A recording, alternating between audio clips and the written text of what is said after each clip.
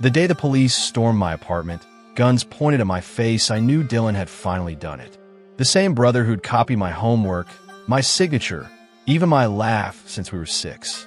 The same brother who'd left a single clue at the crime scene, my initials carved into the victim's chest. But this time, I wouldn't cover for him. This time, I'd make sure the world saw him for what he really was. This story will shock you. Before we begin, make sure to subscribe for more unbelievable tales. My name is Alex Mercer. Dylan and I aren't just twins. We're mirrors. Same face, same voice, same DNA. But where I'm quiet, he's loud. Where I fix things, he breaks them. And where I've spent my life cleaning up his messes, he spent his making sure I'd never escape his shadow. It started when we were kids. Mom would dress us in matching outfits, and Dylan would spill juice on mine right before family photos. Alex did it. He'd cry, batting his lashes. By 12, he'd master my handwriting, forged my name on detention slips, stole my crush's diary, and left it in my locker. But the worst? The night he called my girlfriend, Sarah, pretending to be me. "I'm breaking up with you," he said in my voice. "You're boring." She believed him. I found her crying in the cafeteria. Dylan smirked from across the room, mouthing, "You're welcome." 2 years ago, it got worse. Dylan was a hotshot lawyer, swimming in cash and cocaine, until he got caught embezzling $500,000 from his firm. Guess whose signature was on transfers? Mine. He'd practiced it for months. Slid the forged documents into my apartment while I was at work. When the cops came, he sobbed on my doorstep. "I messed up, Alex. You're my only hope." I took the fall. Probation. Community service. A permanent stain on my record. Dylan? He bought a yacht. Named it not guilty. But murder? Even I didn't think he'd go that far. Until I found the body. Clara, his fiancée, stabbed 17 times in their penthouse. Her blood spelled in on the floor my initials.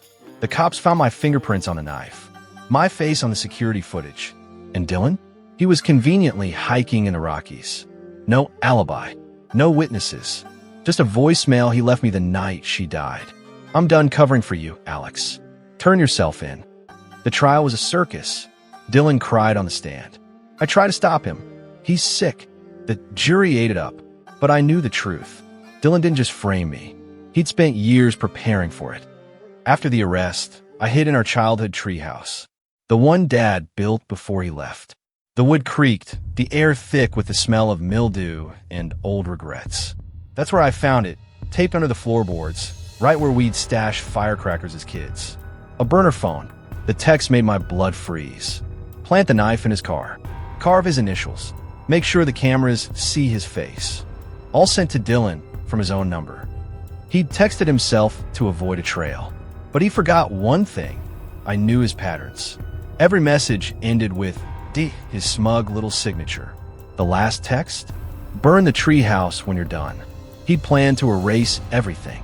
But he didn't know I'd already found his secrets. And this time, I wasn't letting go. I didn't sleep. Couldn't. Not with Dylan's texts burning into my brain. "Burn the treehouse when you're done." He'd written that 2 days after Clara's murder, but he hadn't burned it yet, which meant he didn't know I'd found the phone.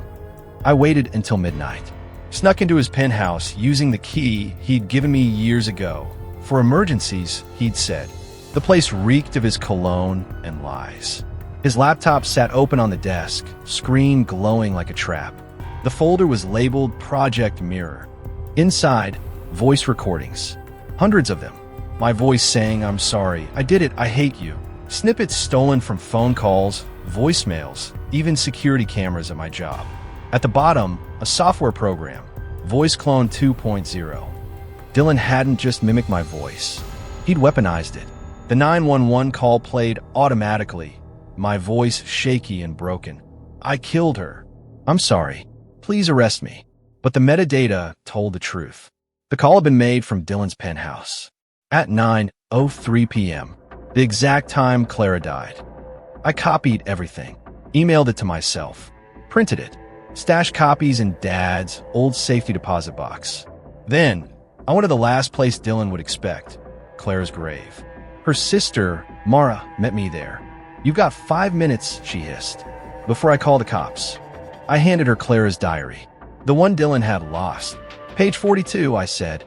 Mara read it aloud, voice cracking. Dylan's obsessed with Alex. Says he'll frame him if I leave. Thinks they'll never convict identical twins. She collapsed against the headstone. Why didn't she tell me? She tried. I said, pulling up Clara's final text to her. If anything happens, check Alex's brother. Sent an hour before she died. Mara's tears froze in the November air. I'll testify. The trial was a media circus. Dylan wore his grieving fiancé mask perfectly, pale, trembling, eyes hollow. His lawyer painted me as the jealous twin, the broken one, the monster. Then, my lawyer played the recording. Dylan's voice slit her throat. Make it messy. They'll blame Alex, like always. The courtroom erupted. Dylan's mask slipped. That's fake. He cloned my voice. That's when I handed the judge the receipts. Proof 1. The burner phone's metadata. Text sent from Dylan's penthouse. Proof 2. The voice clone software license. Purchased under Dylan's alias. Proof 3. Security footage of Dylan practicing my walk, my gestures, my face in his bedroom mirror.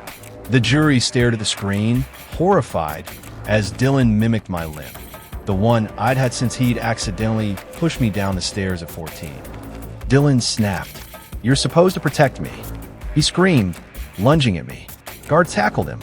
We're twins. I own you. The judge slammed her gavel.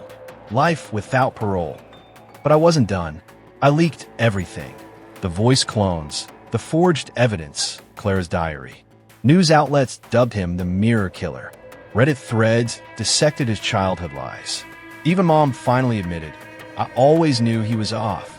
Dylan's last letter arrived last week. You win, but they'll always see me when they look at you. He's right, so I grew a beard, changed my name, donated my half of our trust fund to Mara. Now, when I pass a mirror, I don't see Dylan. I see a stranger. And him? He's just a man in a cage, screaming at a face he can't escape. Want more stories like this? Tap subscribe and turn on notifications.